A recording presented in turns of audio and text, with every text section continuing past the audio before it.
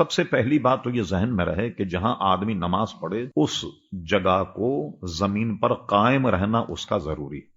جیسے ریل گاڑی، چلتی ہوئی گاڑی میں نماز نہیں ہوگی. آدمی وضو کر کے تیار رہے اور تیار رہنے پر جہاں گاڑی کھڑی ہو فوراً اپنے 2 رکعت نماز پڑھ، سنتیں پڑھ سکتا ہے، فرض نہیں پڑے گا چلتی گاڑی میں. پھر آپ نے دیکھا کہ ہمارے یہاں تو گاڑیاں گھنٹوں کھڑی ہوتی ہیں، لوگ کوئی مجبوری بھی نہیں. ایک لطیفہ اخبار میں یہ چھپا تھا کہ ایک دن گاڑی جو ہے ٹائم پر آ گئی، لوگوں نے بڑی تالی بجا کے استقبال کیا تو ریل والوں نے بتایا کہ صاحب یہ کل کی ہے جو آج آئی.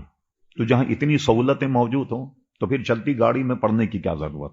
جب ٹھہر جائے گاڑی اس وقت پڑھیں. اور سنتیں تو ویسے ہی پڑھ سکتے ہیں. اب ظاہر ہے زیادہ زیادہ 2 رکعتیں ہیں، 2 رکعتیں جو ہیں وہ آپ 2-4 منٹ میں پڑھ سکتے ہیں، تو اس میں گاڑی کے ٹھہرنے کا انتظار کریں. یہ تو اسی طرح ہر گاڑی کا مسئلہ اس کو روک لیا ہے.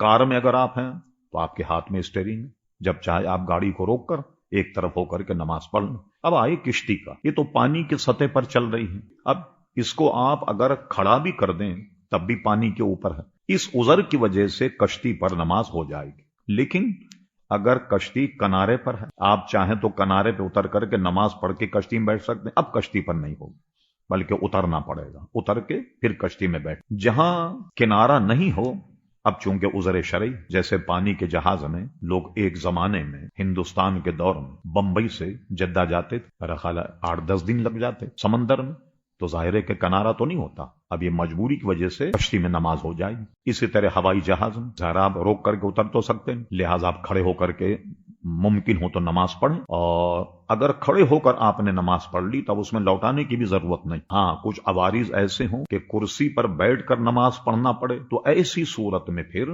نماز تو پڑھ لی جائے تاکہ نماز فوت نہ ہو، چھوٹے نہیں، اور منزل مقصود پر پہنچ کر پھر اس نمازوں کا اعادہ کریں، اس کو لوٹائیں. چونکہ نماز قصر قضا ہوئی تو اپنے وطن یا جہاں آپ کو جانا وہاں پہنچ کر قضا بھی قصر ہی کرے گا، پوری نہیں کرے گا.